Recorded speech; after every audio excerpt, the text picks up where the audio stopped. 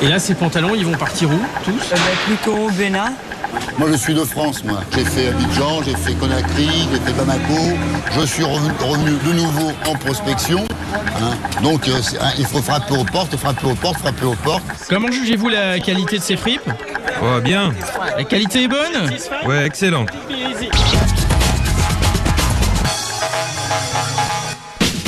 Alors le marché de l'occasion, entre Internet, les dépôts-ventes et les braderies, ce marché de l'occasion représente près de 6 milliards d'euros et tout le monde évidemment cherche la bonne affaire pour pas cher avec chacun ses moyens. Eh bien nous allons découvrir cet univers impitoyable en commençant par l'une des plus grandes braderies en France, la braderie d'Amiens, la raiderie d'Amiens. 2000 exposants, 80 000 visiteurs, brocante, vide-grenier, vente aux enchères, la chasse au trésor. C'est un reportage de Stéphane Gendarme. À tout à l'heure. Une nuit brumeuse à Amiens. Il est à peine plus de 2 heures du matin et pourtant le quartier des Halles est animé comme en pleine journée. Dans quelques heures, doit s'ouvrir la grande brocante de printemps. Sur la place, les premiers stands apparaissent. Dans la région, les brocantes portent le nom de raiderie. Les professionnels, brocanteurs ou antiquaires y côtoient les particuliers habitués des vides-greniers. Face au beffroi, un petit bar est resté ouvert presque toute la nuit. C'est le quartier général des organisateurs. Sur la devanture, les noms et les emplacements des exposants sont affichés. Chacun peut vérifier sa place. La raiderie d'Amiens existe depuis une trentaine d'années. Elle est réputée dans toute la France et même à l'étranger. Visiteurs et exposants viennent de toute l'Europe. Parmi les premiers installés, ces brocanteurs néerlandais. D'habitude, on expose juste aux Pays-Bas. C'est la première fois en France. Et pourquoi? Parce que c'est un beau pays, non? Et on nous a dit que le business était bon ici. Alors on espère. Dans les rues, la marchandise sort des cartons et des camions. Petit à petit, surgissent alors de la nuit de drôles de personnages. Souvent à vélo, toujours équipés d'une lampe puissante, ils inspectent les stands. Ces noctambules sont en fait les premiers acheteurs. Tous ont en tête la même idée, dénicher la bonne affaire avant les autres et l'emporter, quitte à y mettre le prix. De nombreux collectionneurs font aussi partie des lève-tôt. Eric est informaticien et vit dans la région parisienne. Il cherche des objets américains des années 50 et des plaques émaillées publicitaires. Il se précipite jusqu'à l'intérieur des camions en cours de déchargement. Pour lui, la course commence. Exactement. C'est exactement ça. En fait, là, le matin, à cette heure-ci, là, d'abord, c'est assez rapidement. Et après, c'est un petit peu plus en détail. C'est à celui qui trouvera quelque chose le premier, en fait. Voilà, c'est... Parce qu'on est plusieurs à rechercher. En fait, il y a beaucoup de collectionneurs. On est plusieurs à rechercher. Et alors, dès que quelqu'un trouve un objet, on se rend compte dans la brocante et on est content d'avoir l'objet, l'avoir trouvé en premier ou pas, ou d'avoir fait la bonne affaire. La bonne affaire, Eric croit l'avoir trouvée quelques centaines de mètres plus loin. Un vieux siège vient d'attirer son attention. C'est en fait un fauteuil de barbier. Il inspecte l'objet minutieusement, marchepied, dossier, accoudoir, cuir et chrome. Rien n'est oublié. Reste maintenant à connaître le prix. Bonjour. C'est où tu vendais le fauteuil de barbier? Oui. Ça combien? J'en veux 600. En francs ou en euros? 600 € évidemment. Eric plaisante, mais il a bien compris. Pourquoi pas en escudos? Pas question pourtant de commenter le prix. Il s'éclipse sans négocier. C'est un truc de chineur. J'ai pas fait d'offre. C'est exprès. Ça, c'est pas que ça énerve, c'est qu'il dit il le veut, il le veut pas. Le but, c'est en fait de repasser un peu plus tard et de tenter bien sûr de faire baisser le prix. Retour sur la place des Halles. Dans le bar qui sert de quartier général aux organisateurs, c'est l'effervescence. Il n'est même pas 4 heures du matin et pourtant des dizaines de personnes se bousculent. Toutes veulent bénéficier d'une inscription de dernière minute pour monter un stand. Il y aura de la place pour tout le monde, alors c'est bien. Alors, vous c'est bien, mais il y a des gens qui ont payé depuis un mois déjà. C'est comme moi. Les gens arrivent en retard, donc logiquement ils ont besoin d'avoir une place. Et là nous avons des numéros qui sont en réserve pour donner aux gens. pour pouvoir permettre aux gens d'avoir une place attitrée avec un numéro de marque. Et ça veut dire qu'on donne un numéro et ils ne peuvent pas se mettre ailleurs que sur le numéro qu'on leur a bien attribué. Tout le monde trouvera finalement un emplacement dans les 51 rues réservées à la brocante. Mais pour avoir le droit de tenir un stand, les professionnels devront payer 8 € le mètre et les particuliers 5,50 €. Officiellement, la brocante qui débute à 6 h n'est pas encore ouverte, mais dans les rues, il y a de plus en plus de monde au milieu des stands. Et pas seulement des collectionneurs. Les professionnels aussi chinent. Antiquaires et brocanteurs cherchent l'objet rare qu'ils pourront revendre plus tard. Dominique est antiquaire. Elle ne rate jamais la brocante d'Amiens. Il est 5 h 30, elle vient d'arriver de la région parisienne. Spécialiste des porcelaines et des faïences, elle fait très vite le tri entre les belles pièces et le reste. Comme cette statue. C'était un joli sujet, mais on n'a pas de chance parce que c'est une reproduction. Ou plus bonnement une copie. Donc c'est pas ce que je mets sur mes stands. À plein de choses, à un coup d'œil je vais vous dire, parce que bon, il y a des traces de moulage, il n'y a pas de traces de signature, donc bon, au premier coup d'œil, on le repère à la patte. Le premier coup d'œil, comme quelques mètres plus loin, pour ce petit escargot qui semble tout à fait anodin. Dominique a reconnu une céramique 1900. Made in France, c'est une fabrication 1900, mais c'est amusant. Surtout intéressante pour son originalité. Combien tu le vends ton escargot 20 €. Vous pouvez le faire 15 ? Non, c'est 20 €. Ben, je vais vous le prendre à 20. Avec du Valoris. Les négociations, c'est quoi? C'est comment? C'est pareil, c'est au feeling? C'est pas tout le temps? Là, le prix est raisonnable. Il y a un peu de restauration à faire dessus. Donc, voilà, c'est au feeling. J'en tiens compte aussi dans ma chine. On n'est pas là pour assassiner les gens. Dominique achète en professionnel pour revendre. À quelques rues de là, nous retrouvons Eric, le collectionneur.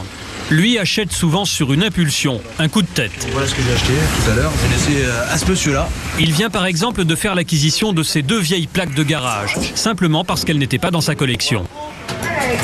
J'ai acheté ça à 8 €. Ouais. 8 €. C'est de la peinture. Ouais, 8 €, vous me direz, elle est en mauvais état, c'est pas grave, c'est de la peinture à l'eau. Qu'est-ce qui vous intéresse pour un collectionneur? Qu'est-ce qui vous intéresse là-dedans? Mais c'est le graphisme. Parce s'il y avait que du lettrage, là, s'il y avait marqué comme Glumber, ça m'intéresse pas. Parce qu'en fait, il y a un pneu, puis là, je vais mettre un petit peu de Tipex ou de peinture. Parce qu'à 8 €, de toute façon, quoi qu'il arrive, c'est juste pour l'esthétique. Je les mets au mur, mais maintenant, j'ai plus de place au mur, alors elles sont comme ça, dans le garage. Ouais, elles sont collées comme ça. Je fais à peu près 150, ce qui est pas mal.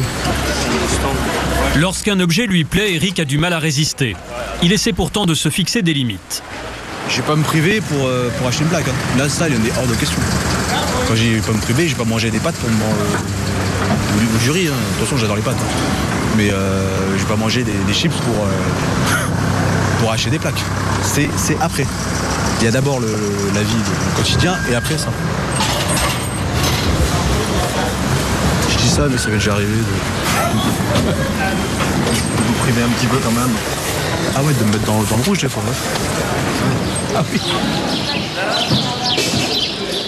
Le jour se lève sur Amiens. Près de la place des Halles, les stands sont prêts. Les vendeurs d'un jour règlent les derniers détails. Les clients ne vont pas tarder à arriver. Sur les stands, un vrai bric-à-brac d'objets en tout genre. C'est le principe du vide-grenier. Les objets, même les plus incongrus, peuvent trouver preneur. Les premiers vendus ne sont pas forcément les plus chers, ce sont même parfois les plus laids. Vous voulez me donner 8 les deux. Parce qu'ils sont mignons. Oui, c'est pour ça que je les ai... Première vente de la journée, 2 éléphants pour 8 €. Là, c'était deux petits bros plastiques en forme d'éléphant.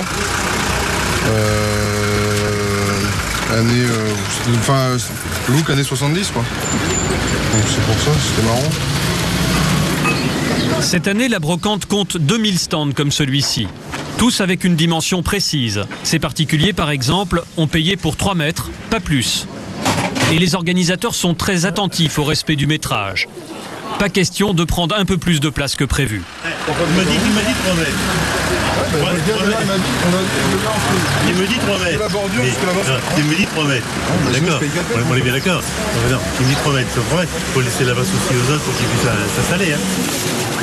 Les organisateurs ne chassent pas seulement les stands qui débordent. Leur autre cible, c'est le neuf. À Amiens, on n'expose que des objets d'occasion ou anciens. C'est à qui? Mon fils, il dort. Bonjour monsieur. Ça c'est du neuf monsieur. C'est pas la braderie. C'est pas la braderie. Non, c'est un lot que j'ai acheté. Ça c'est un lot, vous savez ce que vous voulez. Officiellement, tout ce que vous avez là, monsieur, c'est du neuf.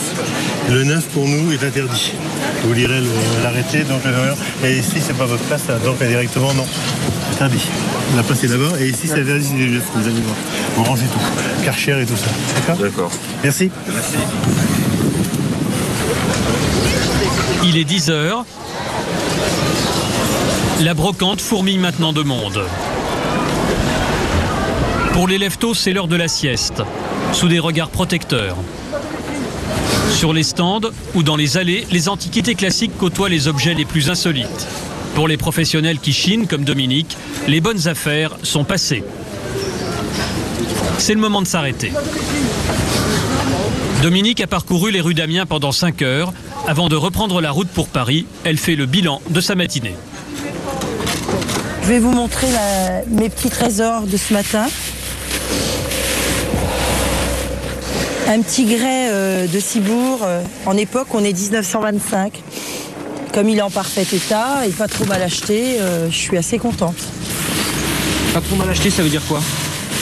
Là, je vais pouvoir, on va dire, doubler sur la marchandise. Un petit flacon à parfum Louis-Philippe. Ça, c'est un petit crémier en Bayeux. Il est Napoléon III. Il a malheureusement une égrénure sur le couvercle. Mais il va passer à la restauration. Et ça, vous voyez, il y a son prix de vente dessus, 38 €. La dame me l'a fait 20 €. Et général, une fois restauré, je vais le vendre 100 €.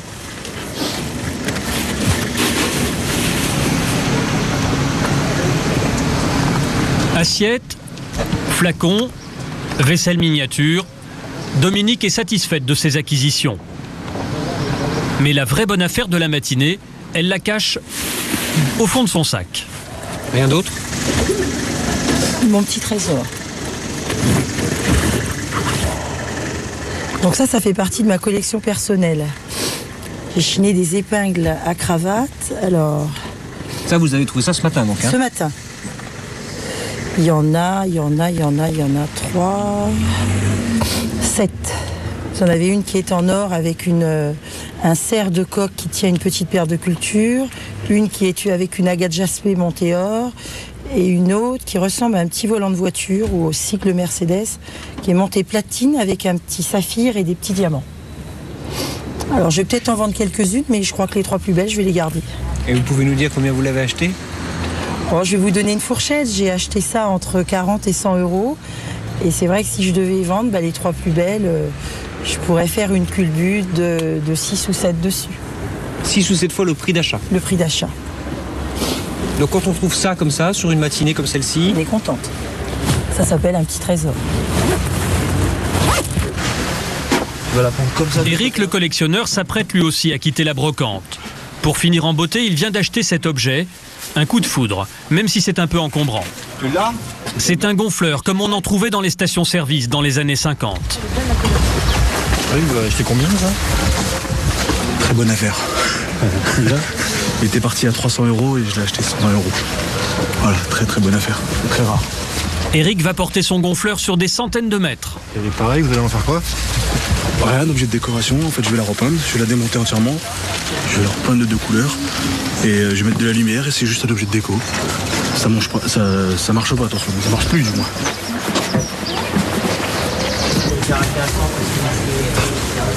Les vrais collectionneurs sont obsédés par leur passion. Eric n'échappe pas à la règle. Avant de partir, il retourne voir une dernière fois le fauteuil de barbier qu'il avait repéré dans la nuit et qui vaut 600 €. C'est la première fois qu'il le voit en pleine lumière. Donc, ça change en plein jour. Très fatigué. Eric est déçu, mais il va quand même tenter sa chance auprès du vendeur. On ne sait jamais. Moi, je sais combien je veux, moi. Ouais, Non, bah non, c'est à toi de me faire une offre. Je vais pas me fâcher avec toi. Mais non, on va pas se fâcher. Attends, je me suis jamais fâché avec qui que ce soit parce qu'il m'a fait une offre. Hein. Moi non plus. Ça va être beaucoup moins. Donc c'est pour ça que je dis. Non, mais dis-moi. C'est avec moins de la moitié. C'est pour ça que je dis. Ouais. Par rapport au bout. Eric a proposé moins de la moitié, pas assez pour le vendeur. Mais avec son gonfleur, il ne regrette pas d'être venu. Ce matin, il a dépensé 218 €. La raiderie d'Amiens est organisée 2 fois par an. Elle accueille à chaque fois 80 000 visiteurs, parmi lesquels beaucoup d'Anglais, venus en voisin et qui n'ont que le tunnel à traverser. Il existe même de l'autre côté de la Manche des tours opérateurs spécialisés dans les circuits pour amateurs d'antiquités françaises. Voici le buste de James Edward. Ce jour-là, le tour opérateur a acheté lui-même quelque chose. J'ai acheté quelque chose sans même savoir ce que c'était. Peut-être que vos téléspectateurs sauront de quoi il s'agit, non? Voilà, c'est ça. Et ce qui est intéressant, c'est que cette pièce sort comme ça. Et pourquoi vous l'avez acheté alors? Parce que je savais pas ce que c'était. Mais la plupart des clients de James ne sont pas venus en France pour acheter des objets insolites. Ils sont venus faire des affaires. Comme ce couple d'antiquaires.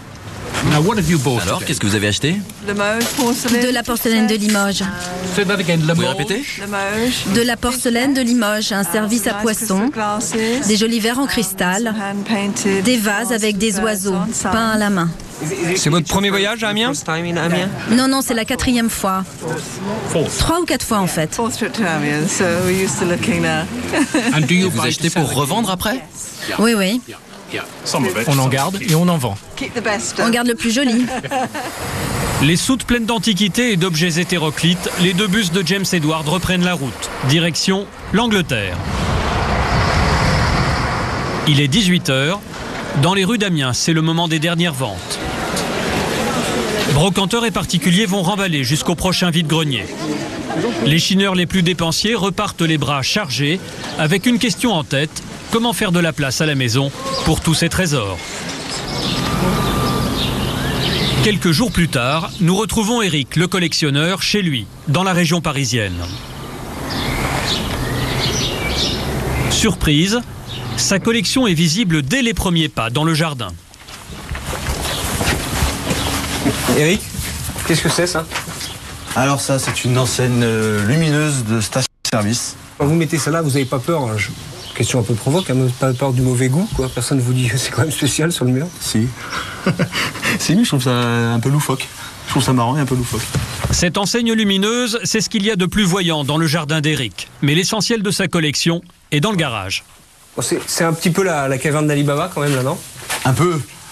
Ah ouais, pour moi, c'est vraiment le... Mais il y a 17 ans de Chine, là. Hein. Entre autres. Hein. Vous faites ça depuis 17 ans? Ouais. Ça m'est venu avec en fait un ami.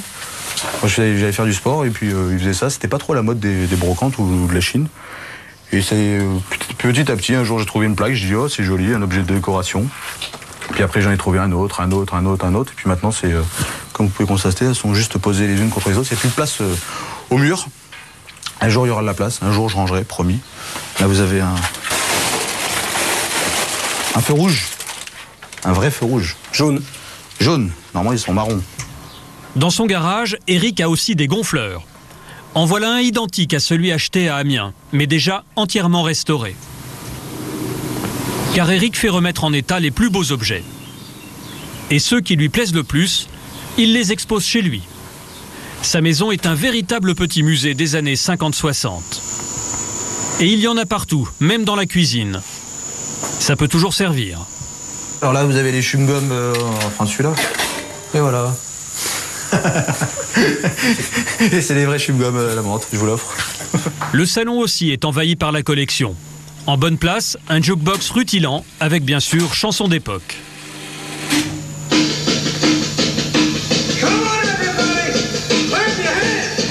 Dans le salon, vous pompe à essence, machine à sous, téléphone, vrai téléphone restauré, haute machine à sous, distributeur de chewing-gum d'époque, de la marque Ford américain. Toutes ces pièces restaurées ont pris de la valeur. Eric préfère ne pas trop en parler, mais sa collection vaut aujourd'hui pas mal d'argent. Vous savez la valeur totale de ce que vous avez entre le garage, la maison ici? J'ai à peu près, oui. C'est-à-dire? Pas mal. Vous lui donneriez même une fourchette? Mais ça dépend, c'est la valeur d'achat ou la valeur d'estimation. Vous voulez savoir? L'estimation, c'est des estimations d'experts, donc d'estimation d'assurance. On va dire entre 200 000 et 500 000 francs d'estimation. Hein. C'est pas d'achat. C'est pour ça que j'ai vraiment une différence. Un peu plus? Peut-être. D'estimation. D'estimation. Eric consacre de plus en plus de temps et surtout de place à sa passion. Son pavillon est désormais trop petit pour accueillir ses jukebox, gonfleurs et autres pompes à essence. Alors, pour pouvoir continuer à écumer les brocantes, il a trouvé une solution. Eric vit à quelques kilomètres de chez ses parents. Tous les deux ont suivi avec le sourire ses premières collections de timbres ou de porte-clés. Il vous a confié quelques objets ici, vous pouvez nous montrer? Oui, il y a déjà la pompe à essence. Il sourit encore aujourd'hui, même si la passion de leur fils les envahit un peu. La machine à sous, la machine à sous est arrivée par la suite. Et Eric, alors la machine à sous, pompe à essence, vous avez prévu autre chose pour vos parents? Un jukebox et un flipper. Non, flipper, non, j'en veux pas. Mais si, il y a plus de place. Il y a la place qui est là-haut. Non. Peut-être. Point d'interrogation pour Attention, il est déjà là, il est juste en révision, le flipper. Non, pas du tout. Non, mais non, il n'y a plus de place. Il faut pas non plus. Non. Eric trouve ses objets dans les brocantes, mais il les achète aussi dans les salles des ventes, un lieu incontournable pour les collectionneurs et les passionnés d'antiquités. Comment fonctionnent ces ventes et que peut-on y trouver? Pour le comprendre, nous avons passé plusieurs jours chez un commissaire-priseur. Ici, chaque année, sont vendues près de 60 000 pièces, toutes des antiquités. Claude Agut est commissaire-priseur. C'est à lui qu'appartient cette étude rattachée à Drouot, la grande salle des ventes parisiennes. Non, ça, éventuellement, vous pouvez les apporter ça. De la succession à l'objet retrouvé dans un grenier, il vend tout ce qui a de la valeur. Son métier consiste à servir d'intermédiaire entre acheteurs et vendeurs. Non, c'est joli quand même ça. Prenoncourt m'a dit que ça valait 5 000 €. Et lorsqu'un particulier arrive à l'improviste avec des photos d'objets à vendre, pas question pour le commissaire-priseur de passer à côté d'une affaire. Aujourd'hui, ou je sais pas quand on fait les photos. Je crois que c'est aujourd'hui. On termine ce soir? Entre leur arrivée à l'étude et leur vente, la plupart des meubles ou tableaux sont entreposés ici. Pour les protéger, Maître Agut a transformé son étude en véritable petite forteresse. Caméra, écran de contrôle dernier cri, sans oublier un système d'accès au bâtiment à la pointe de la technologie. Si vous voulez, je mets mon doigt et j'ouvre. Et alors, qui peut mettre son doigt ici? Tous les gens dont le doigt est enregistré. Jean Manot, ça n'ouvre pas. Identification incorrecte. Bon, par contre, je mets le doigt droit, le doigt qui est enregistré, et là, bienvenue. Et je rentre. À l'intérieur, rien non plus n'est laissé au hasard. Les plus belles pièces de l'étude font l'objet d'une attention particulière. Elles sont entreposées dans 2 coffres-forts. Bon, vous êtes là dans une des 2 salles coffres. Il y en a 2 comme ça. Ce sont des salles qui sont entièrement en béton, qui n'ont pas d'ouverture et qui ont un système de sécurité particulier. Et là, on met tout ce qui est un peu sensible. Toutes les antiquités qui attendent d'être vendues n'ont évidemment pas la même valeur. Par exemple, simplement posée contre le mur, voici la toile la plus chère de l'étude. C'est une immense scène qui date du début du 19e siècle, avec des centaines de personnages. C'est un tableau qu'on vend au mois de juin. Un historien a retrouvé ce que c'était comme scène. C'est la rencontre d'un tsar avec des tas de personnages. Bon, il est là un peu par hasard, mais c'est un tableau qui devrait se vendre 300 000 € à peu près. L'étude organise 70 ventes par an. La prochaine a lieu dans quelques jours. Et autour des objets, tout le monde s'affaire. Dernière photo pour le catalogue et dernières expertises. Il est léger. Ce tableau du XVIIe siècle, par exemple, l'experte va l'examiner, certifier son époque et, plus étonnant, lui donner un titre. Et on va l'intituler « Ruines antiques près du rivage animées de marchands turcs ». Voilà. Ce tableau est finalement estimé entre 10 et 12 000 euros. Le jour de la vente, à 9h du matin, il y a déjà foule devant l'étude. Pour le commissaire-priseur et son équipe, c'est une longue journée qui commence. L'essentiel du travail consiste à récupérer les fax envoyés par des acheteurs qui veulent enchérir par téléphone. Il y a des gens qui nous mettent des enchères, qui demandent qu'on les appelle, et ils sont avec leur portable au fond de la salle. Il y a des gens qui vous demandent... Ah oui. Il y en a qu'on les appelle, et je les vois quand ils mettent leur enchère, je les vois au fond, parce que moi je vois tout ce qui se passe. Moi j'essaye de voir tout ce qui se passe, et j'arrive à comprendre. Donc ils sont au fond de la salle, mais ils ne veulent surtout pas être là et lever la main. Parce que comme ils connaissent bien le peintre Lebrun, s'ils mettent une enchère sur un tableau attribué à Lebrun et ils sont spécialistes de Lebrun, les gens vont penser, les autres antiquaires ou les concurrents vont penser que le tableau de Lebrun est bien bon, donc ils vont mettre des enchères contre lui. L'étude vient d'ouvrir ses portes. La plupart de ces personnes assisteront à la vente de l'après-midi. Professionnels ou particuliers, tous profitent de l'exposition pour repérer et approcher les objets qu'ils achèteront peut-être. Chacun a son coup d'œil, son petit truc pour flairer la bonne affaire. En tout, près de 400 objets, tableaux et meubles vont être dispersés cet après-midi. Il est 14h. Faites-le rentrer. La vente va commencer. Qui est indispensable? Oui, ça c'est le marteau. Marteau du commissaire-priseur. Avec lui, j'ai vendu quand même peut-être 20-30 000 objets depuis 30 ans. Ça en fait des adjudications et il m'a fait gagner ma vie. Alors, combien justement? En 30 ans, je ne sais pas, en moyenne 12-15 millions d'euros depuis que je suis à Paris, avant un peu moins. Mais ça fait quand même beaucoup d'adjudications. C'est pas un objet fétiche, hein, faut pas, je ne suis pas du tout me dire c'est grâce à lui. Mais malgré tout, ça me gênerait de changer, si vous voulez. J'aimerais bien qu'il mène jusqu'à la fin parce qu'on est habitués ensemble.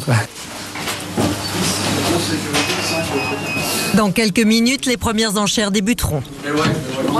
Comme tous les commissaires-priseurs, Claude Agut a des trucs pour apercevoir les personnes qui veulent enchérir. La salle est une salle qui est... c'est comme la mer, si vous voulez. Vous regardez la mer et d'un seul coup, il y a un poisson qui saute. C'est un crétoc que vous voyez le poisson. Là, la salle, c'est pareil. La salle est calme. Et avant l'enchère, je vois que quelqu'un va la mettre. Parce que d'un seul coup, tout change. Il se redresse, Donc la salle, on la sent et on voit qu'il se passe quelque chose. Dans la salle, justement, près de 300 personnes s'installent. Je vous demande d'avoir la gentillesse de bien vouloir mettre vos téléphones sur le mode vibreur. Si vous ne savez pas, vous éteignez. Si vous ne savez pas éteindre, vous jetez, s'il vous plaît. Merci. Dès les premiers objets, les ventes se partagent entre les enchères par téléphone et la salle. 1500, 1600, 1800, 500... Si la plupart des estimations sont respectées, certains prix décollent. C'est le cas pour cette peinture sur cuivre du XVIIe siècle. 21, 22, 23, 24... 24 000 euros, c'est Charlotte. 70, pardon. 70. 90, l'enchère est là. Encore une. À 90 000 92. 92, 95. 95, 80. Ok. Rapidement, les enchères frôlent les 100 000 euros, puis les dépassent. 120 000, l'enchère est là. 120 000 euros pour un acheteur anonyme, c'est le record du jour. D'accord. Personne ne couvre l'enchère de 120 000 euros. Est-ce que je peux être jugé à 120 000 euros? J'adjuge, Chantal? Je peux être jugé 120 000 euros. J'adjuge, c'est monsieur le Président. Merci. Mesdames et messieurs, nous vous remercions de votre patience. Il est 20h et la vente est terminée. Après 6 heures sans interruption, les enchères sont closes. C'est l'heure du bilan pour Claude Agut et la journée a été plutôt bonne. 6 heures de vente. On a vendu à Dallas, on a vendu partout. Et en définitive, les 800 000 ou 1 million que j'espérais faire ce matin ont été un peu dépassés. On a fait 1 600 000 euros. Parmi les objets vendus ce jour-là, plusieurs avaient été confiés à Claude Agut par 2 de ses plus fidèles clients, les propriétaires du château de Boussac, au cœur de la Creuse.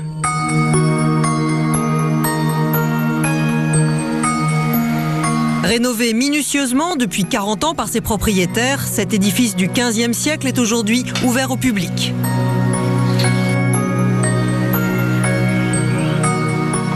Claude Agut se rend lui-même sur place régulièrement pour rencontrer ses clients. Ah, bonjour maître. Je suis... Vous n'avez pas eu trop chaud? Si, un petit peu. Vous allez bien? Si les châtelains, monsieur et madame Blondeau, confient des antiquités à Claude Agut, c'est pour financer les travaux qu'ils entreprennent dans leur château. Ça s'est bien passé. Non, j'ai des nouvelles surprises. J'ai des nouvelles surprises. Je rêvais de recouronner la tour, nous rêvions, mais c'était tellement cher de budget qu'on va se contenter de la mettre en appentis comme c'était. Vous aidera à faire ça. Je vais vous en redonner. J'ai essayé de chercher des choses qui ne se voient pas trop dans la maison. Cette fois-ci, la vente leur a rapporté près de 16 000 €. Alors, donc, oui. Toutes les pièces du château de Boussac sont pleines d'antiquités, placées une à une par les propriétaires. Il faut dire que madame Blondeau est une passionnée. Je me lève avec Boussac, je me couche avec Boussac, je parle de mes objets. Ça amuse les guides qui viennent l'été pour nous aider à faire les visites, puisque le château de Boussac est ouvert au public. Et j'avoue que les objets me procurent une satisfaction. On n'est pas déçu par les objets. On sait, c'est peut-être pour ça qu'on les aime tant, on sait que vont nous survivre. Voilà, ils étaient là. Choisir les objets qui vont être vendus par Claude Agut est un déchirement pour madame Blondeau. Elle n'aime pas priver le château de ses antiquités. Et lorsqu'elle y est obligée, elle essaye de faire en sorte que ça ne se voit pas trop. J'ai choisi des choses un petit peu qui ne se voient pas tellement. J'ai tellement de boules à savon et à éponge. Mais ça va. Ça se voit pas, je vais faire comme ça, regardez, il y en avait beaucoup, on va les remettre. Voilà, qu'est-ce que vous en pensez? Et puis... Ça, c'est une astuce pour finalement les vendre sans avoir l'impression de les vendre? Eh bien oui, comme ça, on n'a pas bien compté combien j'en avais. En plus de ces boules à savon, madame Blondeau a déjà choisi d'autres objets dont elle accepte de se séparer, comme ce bouchon de flacon. C'est vous qui trouverez la version, maître. C'est dans son petit écrin ancien. C'est des Italiens, mais c'est formidable ça. Alors c'est en or et en petit rubis. Ce jour-là, la châtelaine confie 5 objets à maître Agut pour une de ses prochaines ventes. Avant de partir, le commissaire-priseur rédige un document officiel, une garantie pour lui comme pour ses clients. Je mets ce que ça vaut, comme ça ça permet de les assurer. Hein, ça permet de savoir, ça donne une assurance. À un moment, j'ai fait un papier, je suis assuré jusqu'à 750 000 € pour tout ce que je transporte, à condition que j'ai fait un reçu. Non, mais là, il y en a pour peut-être 7 500, 10 000 €. Les objets du château de Boussac, emportés par Claude Agut, se retrouveront légalement sur le marché de l'Antiquité. Vous auriez dû vous mettre à l'eau. Mais ce n'est pas toujours le cas. Paris, porte de Saint-Ouen, un vendredi matin. Un peu à l'écart de l'immense marché aux puces parisien. Bon, on se retrouve là-haut tout à l'heure. Hein. Ces hommes sont des policiers et des gendarmes qui appartiennent tous à l'OCBC, l'Office central de lutte contre le trafic des biens culturels. Non, le premier en descendant à droite. Le commandant Bernard Dartis a organisé le contrôle de ce matin afin de nous montrer comment fonctionne la base informatique Tréma. Le principe est simple, on prend une photo d'un objet suspect et l'ordinateur la compare aux 50 000 photos d'objets déclarés volés par les victimes de cambriolage. Démonstration en caméra cachée dans un magasin pris au hasard parmi les centaines du marché aux puces. On est de la police, monsieur. Tout commence par le contrôle du livre de police. On voudrait dans un premier temps voir votre livre de police. Ce livre, c'est le document des antiquaires et des brocanteurs. Ils doivent tout y inscrire, leur achat, leur vente, les prix ainsi que l'origine des objets. Et là, il y a parfois des surprises. Ce qu'on peut faire, on va passer là, la pendule, la grosse pendule avec le taureau. On va prendre une photo, on injecte dans le système. Le cliché pris est envoyé dans l'ordinateur et en quelques secondes, une photo quasiment identique apparaît à l'écran. Les deux pendules se ressemblent beaucoup, mais à y regarder de plus près, quelques détails diffèrent. Cette fois, il ne s'agit donc pas d'un objet volé. Le livre de police de cet antiquaire est bien tenu, il ne sera pas inquiété. Ça, c'est de la drouille. Ce n'est pas le cas de tous les antiquaires. Certains, moins scrupuleux, tentent de contourner les règlements pourtant très stricts de la profession. Exemple, dans cet autre magasin. Vous avez un livre de police? Oui. Ah, vous allez me le montrer alors? Je l'ai pas là sur moi. Ah là là là là là là là là. Ah non. Il est où Il est chez moi, il est rentré. Ah oui, mais il est chez vous, mais il faut pas qu'il soit chez vous. Comment je peux le voir, moi? Le livre de police oublié à la maison, l'excuse est classique. Il est où Didier, j'arrive ici, je veux contrôler quelque chose, il n'y a aucune trace, il n'y a aucune traçabilité. Les chapiteaux, ils sont corinthiens, je sais pas d'où ils viennent. Les objets doivent normalement présenter un numéro qui renvoie au livre. Et ici, aucune étiquette. Parce que là, normalement, c'est une garde à vue. Oui, non, je comprends bien. Et vous vous rendez compte que vous ne respectez aucune réglementation? Vous vous rendez compte ou pas? Pas de garde à vue cette fois-ci, même si l'absence de livre de police est un délit. Mais vous avez des objets là-bas? Non, faut regarder les deux, quoi. Là, oui, parce qu'en fait, il est midi, ils sont partis et ils m'ont demandé de fermer ces boutiques. Vous voyez bien que la petite tête là-bas, elle a été recollée sur un pied-douche qui n'est pas d'origine. Hein? C'est un montage. D'où elle vient cette tête? D'une boutique. Non mais la boutique. Non mais d'où elle vient? Une boutique. Et après... j'ai acheté un... Lui ici, il n'a pas de livre de police. Et puis alors c'est où? C'est volé? C'est pris dans un... Moi j'achète tout par chèque. Donc après, si c'est volé, c'est votre responsabilité. C'est du recel. C'est clair. Le propriétaire négligent devra se présenter 3 jours plus tard dans les locaux de l'OCBC avec son livre de police. Si une procédure est engagée, il risque selon la loi une forte amende et même une peine de prison. En attendant, son magasin est fermé. En dissimulant ses ventes et ses achats, cet antiquaire peut sans même le vouloir faire disparaître des objets volés qu'il sera presque impossible de retrouver. Il y a aussi des objets qui quittent la France tout à fait légalement. Jean-Claude Lebert est brocanteur. Il a une spécialité, les vieilles pierres et en particulier les vieilles cheminées. Il sillonne l'Est de la France à la recherche des plus belles pièces. Ce matin, il a rendez-vous à Mauvage, un petit village de la Meuse, pour y démonter une cheminée qui a plus de 150 ans. Les propriétaires s'en séparent pour gagner de l'argent et faire de la place. C'est le cas le plus fréquent. La cheminée se trouve au cœur d'une vieille ferme construite vers 1830. Il va falloir plus de 3 heures à Jean-Claude et Jacques, son employé, pour la démonter entièrement. Après le conduit qui va du toit au foyer, c'est au tour de la cheminée. Pour les 2 hommes, c'est la routine. Depuis 30 ans, ils en démontent en moyenne 150 par an, certaines très anciennes. La plus vieille cheminée que vous ayez démontée, monsieur Lebert, elle avait combien de... Elle datait de quand? C'était une gothique. 1420, 30, 40. Ça a été la plus vieille.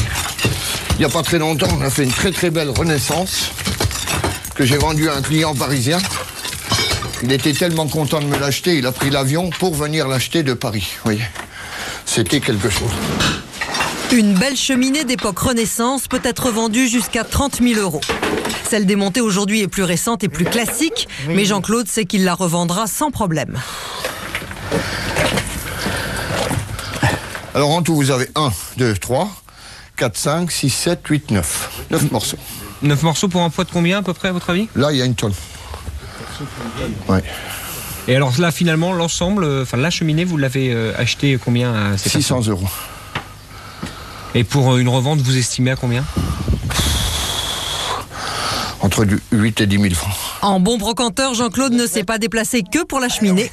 Dans la ferme, il a aussi trouvé une vieille porte de four à pain et la plaque en fonte d'une autre cheminée. Tu vas mettre les tréteaux, Jacques, ici. Une fois tout chargé dans le camion, c'est maintenant l'heure des comptes. On va passer aux choses sérieuses. Ah, ça c'est une bonne idée, monsieur le... Ok.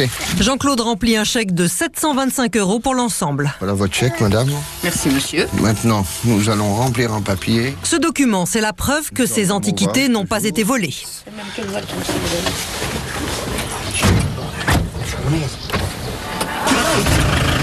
La cheminée, démontée dans ce petit village, trouvera un acheteur en France ou en Europe. Mais ces plus belles pièces, Jean-Claude les destine à une autre clientèle. Prochaine fois, monsieur Lebert. Nous sommes à Gondrecourt-le-Château, le village où vit et travaille Jean-Claude, à 70 km de Nancy. Dans cette vieille grange, le brocanteur a installé son entrepôt. Ce matin, Jean-Claude et Jacques emballent une de leurs plus belles pièces, une cheminée qu'ils ont récemment achetée à Nancy. Ce sont des gens qui ont appelé, qui faisaient des travaux dans la maison. Il faisait, si vous voulez, c'était dans un immeuble dans lequel ils ont refait un petit bout d'appartement et il y avait cette cheminée. Il y avait une cloison et la cheminée était derrière, voilà. Et quand ils ont cassé... Vous voyez, en plus, ils l'ont découverte, ils ne savaient même pas qu'elle était là. À 10 années près, on va dire, elle est à peu près de 1640, 1650. Combien ça se négocie et combien vous l'avez acheté celle-ci, monsieur Lebert? Je ne vais pas vous dire le prix exact parce que ça ne sert à rien. Hein, de toute façon, ça fait partie du métier. Comme beaucoup de brocanteurs, Jean-Claude hésite à parler d'argent. Mais en insistant un peu... Bon. Allez, on va dire une cheminée comme ça, ça peut s'acheter entre 10 000, 15 000, 20 000 francs pour nous. Une cheminée comme ça, j'irais jusque 20 000 francs, c'est-à-dire 3 000 euros. Si cette cheminée est si minutieusement préparée, ce n'est pas à cause de son prix, mais parce qu'elle s'apprête à faire un très long voyage. Derrière le petit hangar de brocanteurs perdu dans la Meuse, se cache en effet une entreprise familiale et internationale. Après la pub, les Américains lorgnent aussi sur le... Si cette cheminée est si minutieusement préparée, ce n'est pas à cause de son prix, mais parce qu'elle s'apprête à faire un très long voyage. Et donc là, la direction que va prendre cette cheminée, c'est quoi? États-Unis, San Francisco. Elle va aller, puisque j'ai mon fils qui est installé là-bas, ça a fait 3 ans. Et ben on va dire, on est en train de lui préparer un conteneur et elle va partir dans le conteneur demain matin. Cette cheminée d'époque Louis XIV est déjà vendue. De riches Américains qui s'installent en Californie l'ont achetée simplement après avoir vu ce plan et cette série de photos envoyées par Jean-Claude. À 9h, le lendemain, la petite place de Gondrecourt est juste assez grande pour accueillir l'immense container qui doit emmener la cheminée. Il faut faire vite, Jean-Claude a la matinée pour remplir le camion avant que la cargaison ne rejoigne le port du Havre, puis les États-Unis. Il va charger 22 tonnes d'antiquités, des fontaines, des matériaux de construction et une dizaine de cheminées en pierre. Vers midi, la dernière palette est chargée à bord du container. C'est la fameuse cheminée Louis XIV, attendue avec impatience par ses nouveaux propriétaires américains. On a 2 cm de marge. Tout est en règle. La porte est scellée et les papiers officiels destinés aux douanes sont remis au chauffeur. Voilà. À l'intérieur, le détail de chaque antiquité et un accord d'exportation émis par le ministère de la Culture pour les pièces les plus anciennes. On va vous souhaiter bonne route. Oui, merci. Puis prenez-en soin. Hein? Oui. Allez, au plaisir. Allez, au revoir. Au revoir, monsieur. La cargaison va mettre 2 mois et demi pour atteindre San Francisco par bateau. Jean-Claude envoie en moyenne 2 containers par an à son fils. Monsieur Lebert, il n'y a pas une petite appréhension de voir partir tout ça quand même?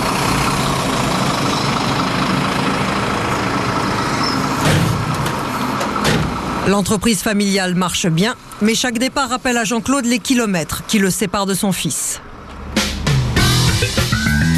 San Francisco en Californie.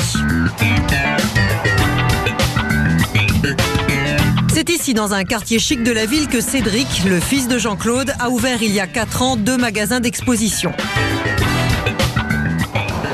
À l'intérieur, des antiquités venues de Gondrecourt, mais aussi des reproductions réalisées aux États-Unis. Évidemment, les cheminées trônent en bonne place. En s'installant ici, Cédric connaissait l'attirance d'un certain nombre d'Américains pour le style français. Maintenant, il y a un pourcentage qui se révèle à peu près de 5%, qui est énorme pour plus de 300 millions d'habitants, ce qui représente plus de 15 millions d'Américains qui apprécient au minimum, au strict minimum, les valeurs européennes et françaises, dont les antiquités. La clientèle de Cédric est évidemment une clientèle aisée, composée de riches particuliers, mais aussi de professionnels comme Paulette Traynor.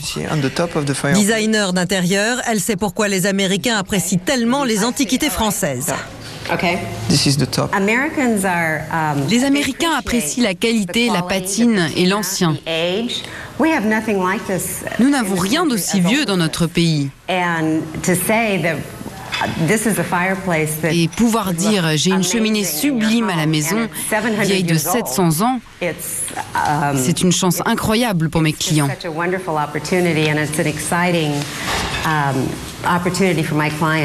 Cédric a reçu il y a quelques jours le container envoyé par son père. Ce matin, il rend visite au nouveau propriétaire de la cheminée Louis XIV qui vient d'être livrée. Direction Pebble Beach, un des endroits les plus riches et les plus cotés de la Californie. La villa est en plein chantier, elle est entièrement rénovée. Une fois terminée, la surface habitable sera de 3000 mètres carrés. Bonjour Kelly. Voici la propriétaire, femme d'un riche homme d'affaires. C'est elle qui a acheté la cheminée à Cédric. La pièce où sera montée la cheminée donne sur l'océan Pacifique. Vous aimez le style et l'époque? Ah, Cédric, j'adore le Louis XIV, et oui, je pense que c'est fabuleux. Et je pense que cette cheminée est exceptionnelle. Donc la cheminée va être placée ici. Donc ils ont déjà préparé la construction. Ce qui s'est passé pour cette cheminée, elle m'a demandé les dimensions exactes. Ils ont fait la construction en fonction de la cheminée. Une fois achevé, le salon de Kelly aura des allures de château. Outre la cheminée, il y aura une armoire et du mobilier de la même époque. Décidément une vraie passion pour Louis le XIVe. Vous savez, je pense que j'adore le style Louis XIV parce que j'adore les formes architecturales. On ne voit pas ça comme un simple investissement financier.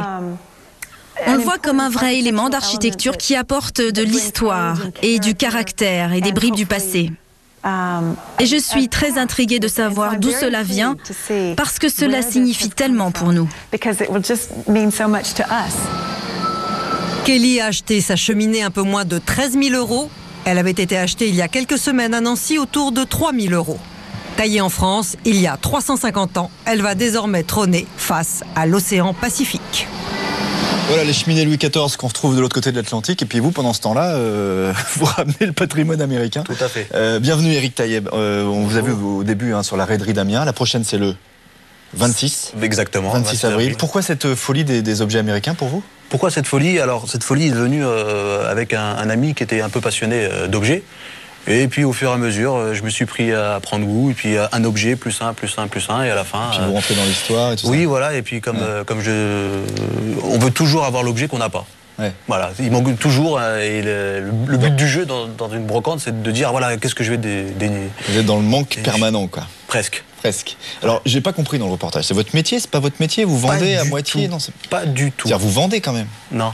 Vous vendez pas? Si je vends, c'est pour acheter autre chose. Ouais. Mais ce n'est pas du tout pour vivre. Mais votre métier, c'est quoi alors? Je travaille dans l'informatique, aucun rapport. Ah d'accord. Parce que je pensais que vous en faisiez presque un métier parallèle. Pas du tout. Il y a un site internet, je peux aller voir. Oui, c'est juste pour faire rêver ou c'est pour faire rêver et c'est pour toujours dénicher un autre objet.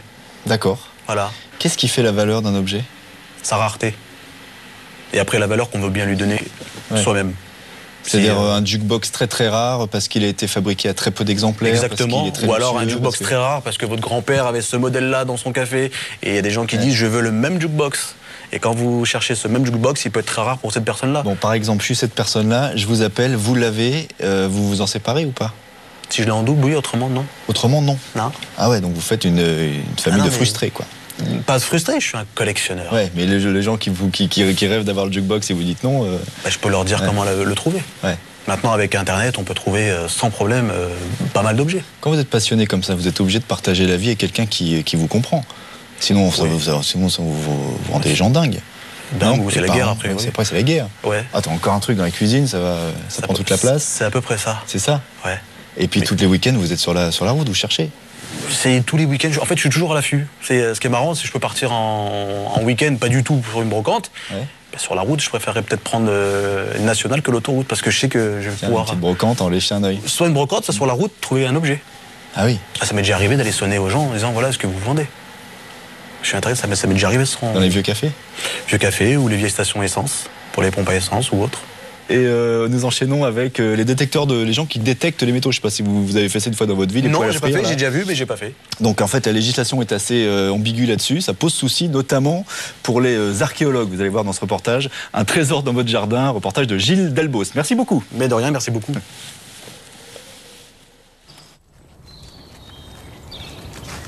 En Bourgogne, un dimanche après-midi, au bord de la Saône.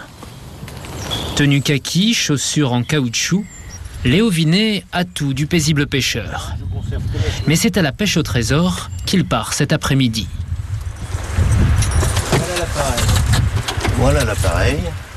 Ce qu'on surnomme une poêle à frire un détecteur de métal. Et voilà l'outillage. C'est tout. Léo consacre au moins 2 heures chaque semaine à la recherche de vieux objets métalliques enfouis dans le sol.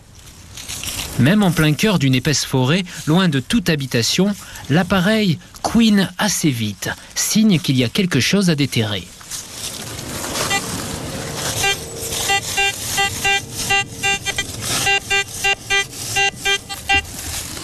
Le son est assez fort, ce qui ne prouve absolument rien. Oui. C'est ça ? Un tube de comprimé d'aspirine aplati. C'est génial, hein ? Tous les 30 mètres environ, sa machine s'énerve et d'ailleurs, voilà que ça recommence.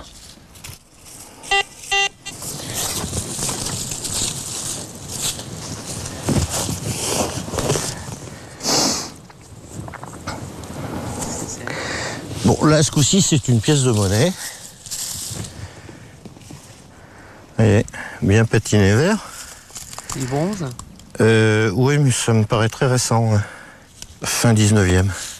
Rien d'exceptionnel, mais preuve est faite qu'en quelques minutes, au milieu de nulle part, on retrouve des objets perdus pour certains pendant plus de 150 ans. Il faut dire que ça fait un bout de temps qu'on a les poches trouées. Depuis 1 million d'années, des hommes vivent sur ce qui est devenu la France et partout, ils ont semé des vestiges. Chaque région regorge de sites et chaque jour, de nouveaux apparaissent au hasard des coups de pelle mécanique, livrant parfois des objets de grande valeur. De 600 € une petite pièce médiévale à 150 000 € pour cette statuette en bronze, jusqu'à 1 200 000 € ces parures d'or pur. Les inconnus ont fait fortune en découvrant ces merveilles, des objets convoités car ils renseignent les scientifiques sur des civilisations disparues, mais alimentent aussi de véritables marchés, légaux ou parallèles. Si vous découvrez une antiquité, vous appartient-elle vraiment? Découverte fortuite ou pillage de site? Qui peut revendre les trésors cachés dans notre sol? Revoici Léo. Je vais vous montrer les trésors de Saône. Tout ça, pour ça. Un stylo, plus mort. Ah, quand même. Des clous, où il y a des bateaux, il y a des clous. Alors là, beaucoup plus antique, pas très identifiable. C'est une pièce de l'époque, je dirais 3e siècle. Une pièce usée, mais elle date de l'Empire romain. Un Napoléon III, bon, très classique. Et attention, ça n'est pas parce qu'il a découvert ces objets qu'il en est pleinement propriétaire. La loi est précise. Les trouvailles sont à partager 50-50 entre celui qui trouve et le propriétaire du sol. Ici, l'État, car ces forêts et le lit des rivières sont du domaine public. Et il vaut mieux se renseigner avant de partir prospecter, car il est des endroits apparemment anodins où ça peut être très dangereux. Tenez, sur ce beau chemin bien droit, par exemple. J'ai jamais essayé, tout simplement parce que c'est une voie romaine. À partir du moment où on le sait, c'est à bannir. C'est à bannir. La voie romaine apparaît d'ailleurs clairement sur la carte qu'il consulte. C'est un site archéologique connu. Léo n'a pas le droit de prospecter dessus. Je pourrais y aller. C'est une question de volonté. Hein. Qu'est-ce qu'on pourrait trouver sur... Je ne sais pas, vu que je n'y vais pas, mais on peut supposer, d'après les fouilles archéologiques, trouver le même matériel que les archéologues. Mais en bouleversant le site, ce qui est, bon, d'une part, s'exposer aux pénalités de la loi, et en même temps détériorer le climat entre les détectoristes et les archéologues. Et ça, je n'y tiens absolument pas. Mieux vaut en effet ne pas s'y risquer. La fouille clandestine d'un site archéologique avec un détecteur de métaux est punie de 7 500 € d'amende. Bref, à en croire la loi, les poles à frire ne peuvent être utilisées que par des collectionneurs de boutons de culottes sans valeur. Pourtant, vous allez voir que beaucoup de leurs trouvailles se revendent fort bien. Il suffit de parcourir les sites d'enchères sur Internet. Des milliers de pièces archéologiques y sont en vente, des monnaies et toutes sortes d'objets typiques de ce que trouvent les prospecteurs, comme ce lot de fibules, une sorte de broche antique. Pour 35 €, nous avons remporté l'enchère. Le vendeur nous a donné rendez-vous en gare de Tournu, en Saône-et-Loire. Le vendeur est à l'heure, mais il n'est semble-t-il qu'un intermédiaire qui a mis les objets en vente. Ça n'est pas lui qui les aurait découverts. D'accord, faites voir. Ah, c'est superbe. Ces fibules, vieilles de 2000 ans, ont bien été trouvées avec un détecteur de métaux. C'est illégal, mais nous n'en saurons pas plus sur leur origine. Ça a été trouvé il y a 2 ans. On n'a pas dit par qui, par quoi, parce qu'apparemment, dans ce milieu, j'ai l'impression qu'on ne dit pas beaucoup, quoi. Donc, on donne pas les coins à champignons. Voilà, j'ai pas pu trop savoir. Mais c'est de la prospection, quoi. C'est ça, ouais.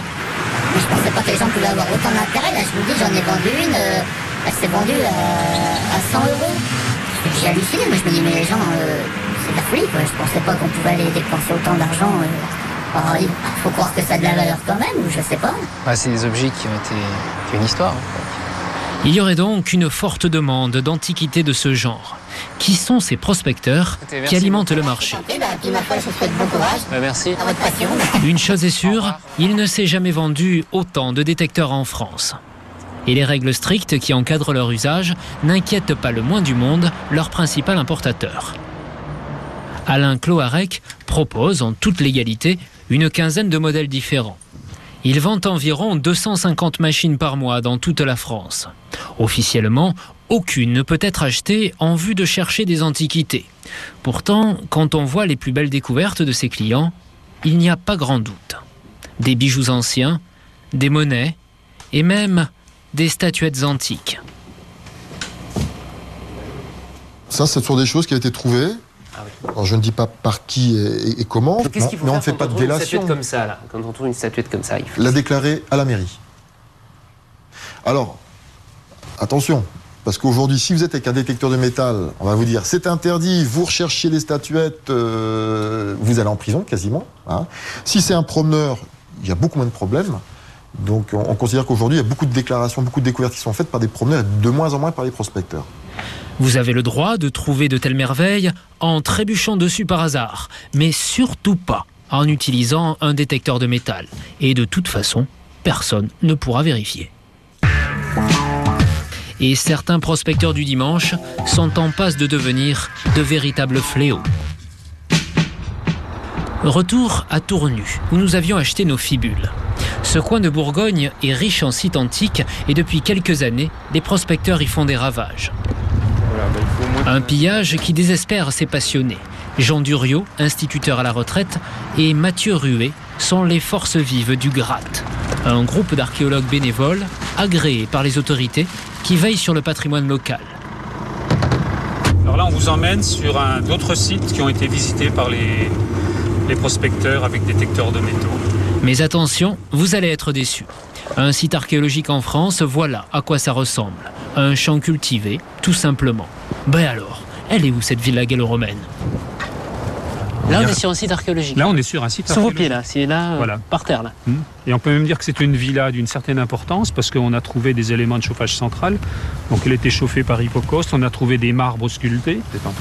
Tout est sous la terre. Et effectivement, quand on regarde le sol de plus près, entre les végétaux, on trouve plein de cailloux qui ne sont pas arrivés là par hasard. Là, on va avoir toute une quantité de... C'est le rebord d'une tuile plate. Qui couvrait les toits à l'époque gallo-romaine. C'est une tuile romaine, ça vous êtes sûr? Ah oui, ça, on est sûr que c'est une tuile romaine. Qu'est-ce que tu trouves là-bas? Je pense que là, c'est des trous de détecteurs, ça. Ah oui, oui. Ils ne peuvent que constater les dégâts. Ces sites qui n'ont encore jamais été fouillés officiellement sont systématiquement pillés au détecteur. Ça, il y a des chances que ça soit un trou fait par un détecteur. Il y a de fortes chances. Ah oui, bah oui, c'est du pillage, oui. En tout cas, en Égypte, quand quelqu'un s'introduit dans une tombe dans l'intention de prendre des objets, on les appelle des pilleurs. On appelle ça du pillage, mais là, c'est exactement le même système. Qu'est-ce qu'ils peuvent trouver comme objet métallique, puisqu'ils cherchent du métal intéressant Ce qui va les intéresser surtout, sont sans doute les pièces de monnaie. Mais il peut y avoir des fibules, il peut y avoir... sur les gisements gallo-romains, il y a souvent beaucoup de clous. Ça les intéresse moins. Et puis, parfois, il y a des petites statuettes qui peuvent se promener à droite, à gauche. Mais ça, c'est quand même relativement rare. Si le pillage au détecteur est un drame, ça n'est pas seulement au regard du prix des objets déterrés.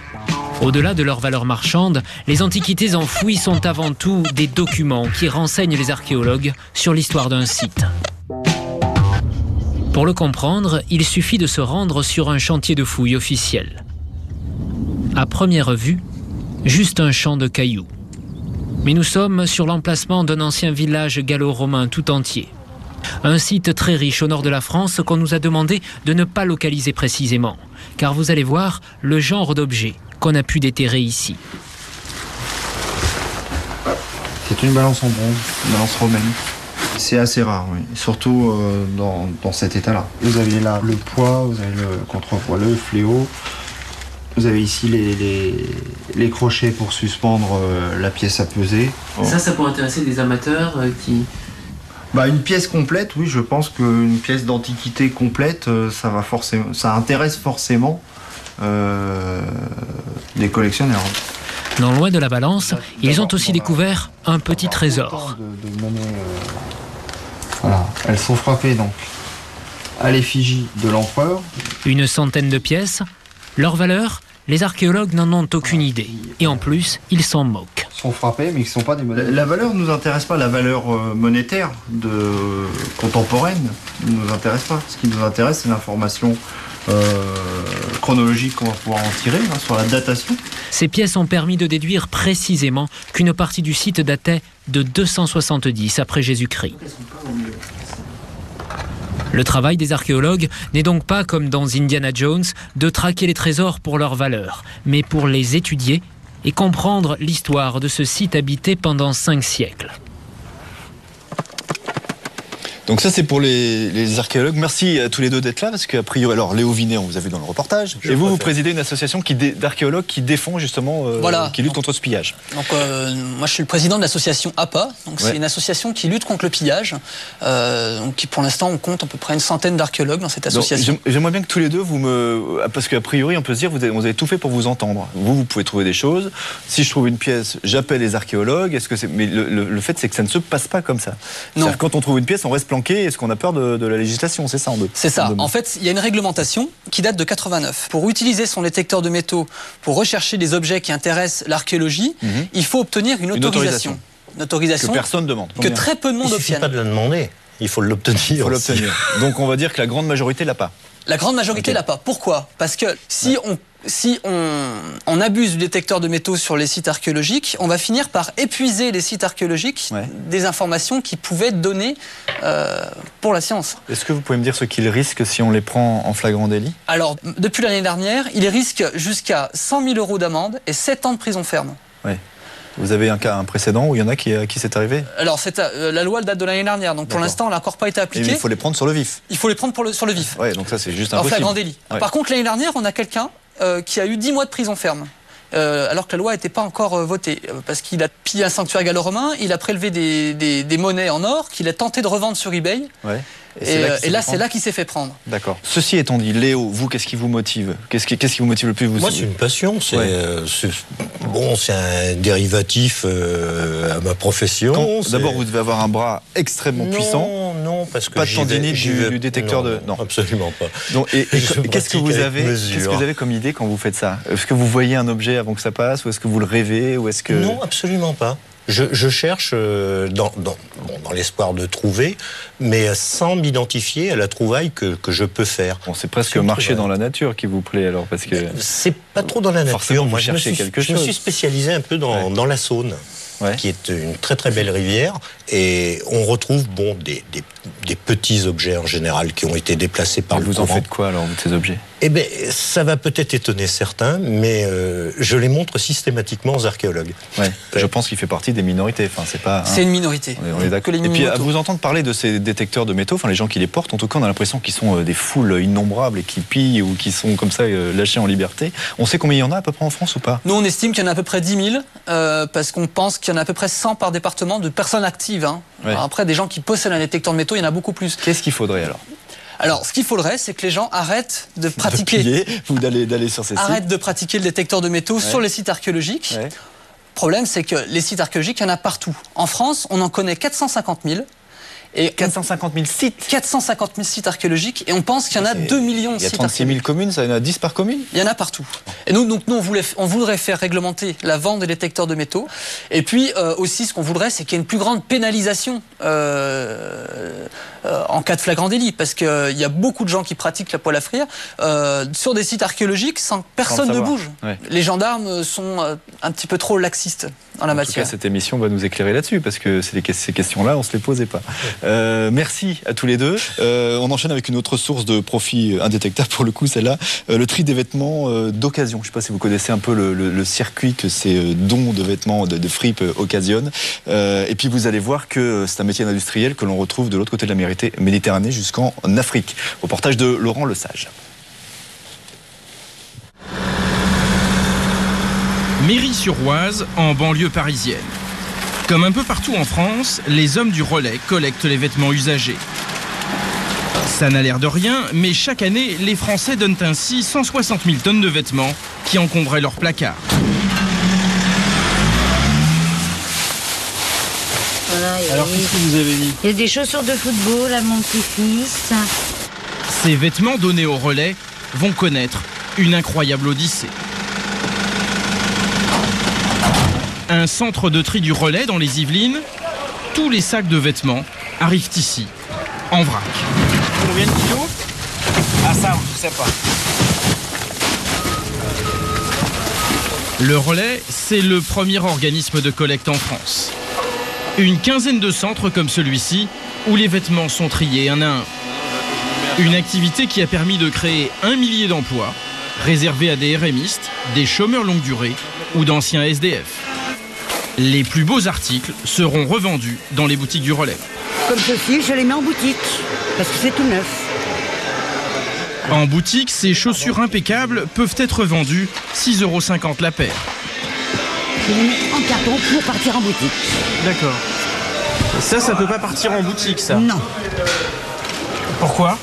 Ce qu'il y a, c'est que, vous voyez, la personne qui veut acheter ça risque de pas tomber, mais enfin, elle n'aura pas l'équilibre sur son talon. Le talon est un peu usé? Voilà. D'accord. Alors, je le mets en premier choix. C'est du premier choix quand même, parce voilà. que c'est une belle chaussure. Oui, exactement. Comme celle-ci, vous voyez, elle n'est pas usée, elle n'est pas esquintée, je la mets pareil. Dans ce bac, toutes ces chaussures auront aussi une deuxième vie. Elles seront revendues à des fripiers. Puis bien sûr, il y a celles que Marcel juge inutilisables et qui partiront à la poubelle. Ça représente 30% de ce que le relais collecte. On les met à la brûle. Ça, c'est pas utilisable? C'est pas utilisable. La surprise, c'est qu'aucun de ces vêtements ne sera donné à des nécessiteux. Tous seront revendus pour financer les emplois du relais. Et le tri est poussé, car les clients passent des commandes précises. Des pantalons, des chemises ou des accessoires qui seront vendus au poids. Ah, des sales queues. Et mine de rien, tout cela a de la valeur. Un jean, par exemple, se revend autour d'1 €. Et vous ne vous en doutiez peut-être pas, un tiers de ces vêtements que vous jetez part pour l'étranger. Pour la plupart, très loin d'ici. Et là, ces pantalons, ils vont partir où, tous? Plutôt au Bénin. Au Bénin? Oui. L'Afrique, c'est aujourd'hui la destination numéro 1 des chiffonniers. Le plus grand marché du continent se trouve au Bénin. À 6 heures d'avion de Paris, voici le marché de Missebo à Cotonou. 15 000 petits commerçants qui ne vendent que de l'occasion, tout ce que l'Europe ou l'Amérique du Nord jette. On trouve de tout, des jeans à 6 €, des t-shirts à 3 €, des vêtements pour les enfants, des articles de sport et des maillots de football. Mais aussi de la lingerie comme ces soutiens-gorge, ces slips et caleçons pour hommes, et même des strings à 1 € pièce. Un business qui attire des hommes d'affaires venus de toute l'Europe. À bord du vol Abidjan-Cotonou se trouve justement un fripier français.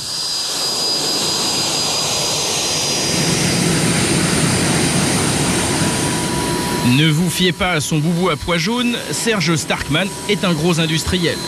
Il achète des fripes, entre autres relais, et il les revend à l'étranger. Vous êtes un peu couleur locale ici, là, je vois. C'est une forme de faire voir à nos amis africains que nous acceptons aussi leur mode, qui est très belle et très, très joyeuse. Et c'est une façon d'honorer les amis africains. Au départ, Serge Starkman vendait des fripes sur les marchés en France. Puis il a monté son usine de triage à Sarcelles et c'est ce qui l'amène régulièrement en Afrique. J'ai fait une grande tournée là. J'ai fait Abidjan, j'ai fait Conakry, j'ai fait Bamako. Et après on continue encore. En Afrique, il se sent un peu comme chez lui. C'est bon, il n'y a rien à déclarer. Visiblement très à l'aise. Faut pas se faire du mauvais sens, c'est bon. On voyage. Cela fait plusieurs années qu'il n'a pas mis les pieds au Bénin et il sent que c'est le moment d'essayer d'y revenir.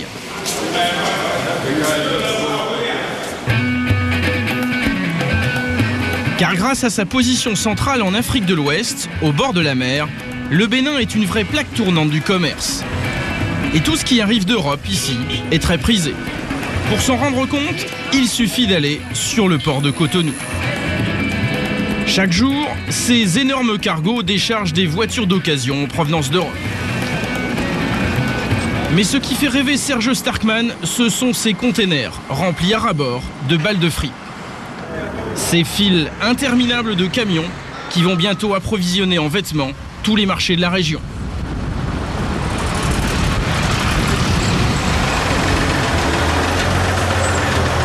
Ça c'est votre camion? Oui, c'est à vous ça? Ça c'est des fripes? C'est la fripe. Ça va où là? Ça va, mais c'est bon. Où ça? Ah mais c'est bon. À Mislo.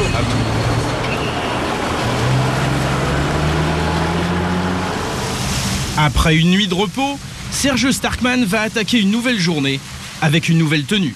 Non, écoute, j'ai besoin de toi maintenant pour travailler. Ce matin, il a besoin d'éloges. Oui. C'est le nom de son chauffeur. Tu viens me chercher devant l'hôtel, je suis en boubou bleu. Tout de suite, hein.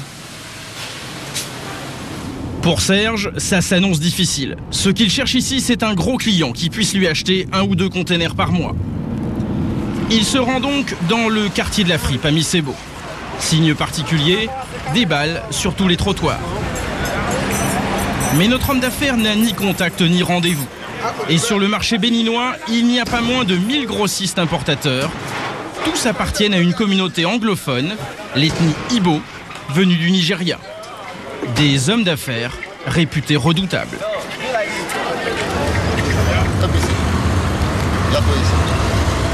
La voiture de Serge s'arrête au hasard, au vu des fripes. L'autre problème de Serge, c'est qu'il arrive les mains vides. Il n'a pas de balles de vêtements avec lui. Aucun échantillon à présenter. C'est toi qui t'occupe de ça? Quoi? C'est toi qui t'occupe de ça? Alors, où est le patron? Le patron n'est pas là, il est sorti. Hein? Parce que je viens de France. Là, tu viens de France? Oui. Hein? Tu vois? Et là, à côté, le patron est là? Il y a English. No English. Speak French. Et en plus, il ne parle pas anglais. C'est un travail très très dur aujourd'hui, parce que je n'ai pas de clients ici. J'ai eu des clients il y a quelques années, mais le marché avait complètement changé, donc je n'avais plus intérêt à travailler ici. Je suis revenu de nouveau en prospection, donc il faut frapper aux portes, jusqu'au moment, dans l'espoir de trouver un futur client que ma marchandise peut intéresser. Oui. La boutique qui est là? Là, ok, merci. On va aller voir. Ok, merci. Les fripes françaises n'ont pas vraiment la cote ici. Et Serge ne va pas tarder à s'en apercevoir. Chez ce grossiste qu'Éloge vient de lui dégoter. Il s'appelle Victor, il est Ibo lui aussi, mais il parle français. Moi je suis de France, moi. Vous êtes de France. T'as déjà travaillé avec des Français? Non, actuellement on ne fait plus d'importation en France. Ah bon, pourquoi? Les habits étaient usés beaucoup.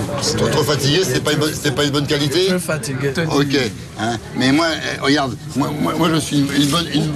Ça ne décourage pas Serge. En bon commerçant, il a une parade. Bon, alors tu vois, moi je suis une grande société française, de friperie, et je travaille, alors moi je travaille une marchandise européenne, où on mélange l'anglais, l'allemand et le français. Victor préfère les fripes anglaises, selon lui tout de même plus tendance. Oui, parce que les habits est plus, comment dire, moderne. Et plus modèle. Oui, mais qu'est-ce que je t'ai dit tout à l'heure? Moi, mon usine, elle est française. Hein, mais maintenant, attends, hein, maintenant, il faut parler européen. Ça compte plus la France, la Belgique, l'Allemagne. Maintenant, c'est l'Europe. Hein. Donc, ma marchandise, elle est européenne. Tu comprends, petit? Hein. Paye-moi un coup à boire, parce que j'ai soif. Une bouteille d'eau, je vais mourir. Va chercher une bouteille d'eau. Après-midi, je t'offrirai un coca, là, je veux une bouteille d'eau. La vérité, c'est que les 2/3 de la marchandise de Serge proviennent de France. Mais il va tout tenter pour convaincre Victor, car il peut devenir un gros client pour lui. Victor importe 3 containers de fripes par mois. Il faut dire qu'il écoule sa marchandise au Nigeria, le pays le plus peuplé d'Afrique, 130 millions d'habitants, voisin du Bénin. Le Nigeria, c'est la destination de 80% des fripes arrivées au Bénin. Elles partent à bord de ces vieilles 504 break chargées au-delà du raisonnable.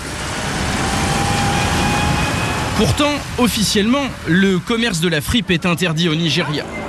Ces voitures ne risquent pas de passer inaperçues. Pas de problème, il y a toujours moyen de s'arranger avec les douaniers. Les douaniers, ils veulent bien qu'on transporte les fripes au Nigeria? Ouais, ils prennent de l'argent sur la route. Ah, ils prennent de l'argent. Beaucoup? Un peu. Il y a donc ici un gros marché potentiel pour les fripes de Serge Starkman. Et la fripe ici, ça rapporte beaucoup d'argent. Nous nous en sommes rendus compte en suivant une simple balle comme celle-ci, achetée par un petit vendeur chez un grossiste. Il faut tout de même avoir un peu de chance, car une balle de fripe s'achète à l'aveugle sans rien voir de son contenu. C'est la surprise au déballage. Osama, le jeune homme à la casquette blanche, a déboursé 80 € pour cette balle de t-shirt à manches longues en provenance d'Angleterre. Et il va réaliser une très bonne affaire. Comment jugez-vous la qualité de ces fripes? Oh, bien. La qualité est bonne? Ouais, excellent. Ça va se vendre facilement? Ah bah, bien sûr. Facile à vendre pour Osama. Devant sa petite boutique, il y a de nombreux clients. Des petits revendeurs de rue, ceux qui n'ont pas l'argent pour s'offrir une balle entière, alors ils viennent se fournir chez Osama. Mais le petit patron garde les meilleures pièces pour lui. Et ce jour-là, il a de la chance. Dans sa pile de plus de 200 t-shirts, il découvre des vêtements de marque. Une griffe prestigieuse, il pourra le vendre en boutique entre 12 et 15 € pièce. Pour les vêtements sans marque, le prix tombe à 1,50 €, voire 2 €. Et il réussit même à vendre le 3e choix, pourtant nettement moins à la mode, comme ce maillot violet. Ça intéresse Marie, qui va les vendre dans la brousse. Vous allez vendre ça au marché? Oui. Et combien tu peux les vendre? Au marché? Ouais. Au moins 300 €, 350 €. Donc tu espères acheter 150 et vendre 300? 200, si c'est 200, il va aller acheter ça. 300. Avant même de finir son tri, Osama a déjà presque amorti le prix de sa balle. Elle devrait lui rapporter entre 3 et 5 fois sa mise. Il gagne ainsi entre 600 et 800 € par mois, 3 à 5 fois plus qu'un cadre du pays. Voilà comment, avec tout ce business, la rue africaine change de look. Pagne et boubou, les tenues traditionnelles perdent du terrain. Les Africains s'habillent désormais plutôt tendance. Jean, t-shirt, c'est la base. Et ici, on soigne son look dans les moindres détails. Les chaussures, les lunettes ou encore les casquettes. Des pieds à la tête, ils sont en fripe, mais classe et à la page. Ils achètent des articles griffés et les commerçants l'ont bien compris. Partout, on voit des grandes marques. Contrairement à leurs parents, les jeunes Africains des villes ne se contentent plus de fripes démodées. Ils veulent les fringues qu'ils ont vues portées par les vedettes à la télévision. Sur ce marché, il n'y a plus guère que Serge Starkman pour s'habiller à l'africaine. Aujourd'hui, un nouveau boubou des plus flamboyants. Mais si Victor l'a entraîné ici, ce n'est pas uniquement pour la parade. Il lui montre la marchandise anglaise, un moyen de lui mettre la pression sur la qualité. Ça, c'est costume anglais. Première qualité, ça c'est... Non, ça, c'est pas le premier. Is it the first grade? Non, it's not the first grade. C'est pas le premier choix. C'est quand même pas mal comme qualité. Hein.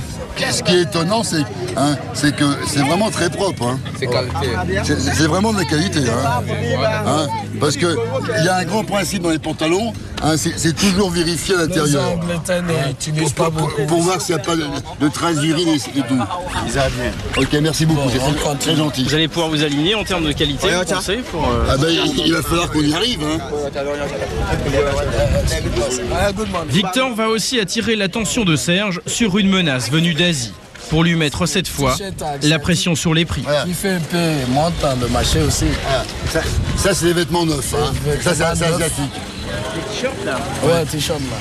Voici la nouvelle concurrence de la fripe, des t-shirts de contrefaçon, neufs, vendus à des prix imbattables. Ah, c'est pas du coton ça. C'est ça, je dis. C'est pas du coton. Hein. Et les gens ne veulent pas comprendre. Ah, c'est polyester. C'est ça, je dis. Hein. C'est ça, je dis. Voilà. Hein, ça c'est vraiment l'exemple typique. C'est ce qui attire beaucoup de gens. Ça a d'allure, ça coûte pas cher. Ouais. Hein, mais si on met ça, on a très chaud. Hein, c'est du polyester. Le courant passe, Serge tient même Victor par la main, comme tous les bons amis en Afrique. Et il l'invite à Paris pour contrôler sur place la qualité de sa marchandise. Moi je préfère t'inviter, je te paye le billet d'avion si tu veux. Hein, tu fais aller-retour et tu regardes. Ce n'est que 6 heures d'avion. Hein.